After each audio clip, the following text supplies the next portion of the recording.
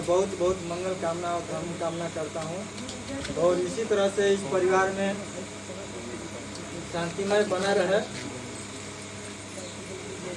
जीवन में इस धरती पर जितने लोग भी आए हैं सबको आना है और सभी को एक दिन जाना है, किसी को यहाँ नहीं रहना। तो इसलिए हमको इस विचार पर बहुत अपने आप को तकलीफ देने की आवश्यकता नहीं है। उनका जितना जीवन था हमारे लिए उन्होंने किया, अपने घर के लिए किया, अपने परिवार के लिए किया, पूरे गांव के लिए किया और हमारे टीम के लिए भी उन्होंने बहुत सारा लोगों ने काम दिया, समय दिए।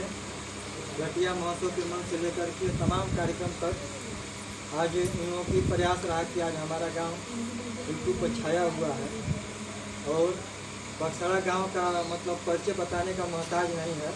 एक बार जब जैसे बक्सड़ा गांव का नाम लेंगे सभी लोग जान जाते हैं कि नहीं, बक्सड़ा के जो महिलाएं हैं, काशीनाथ जी थे और उनके साथ सभी लोग थे जो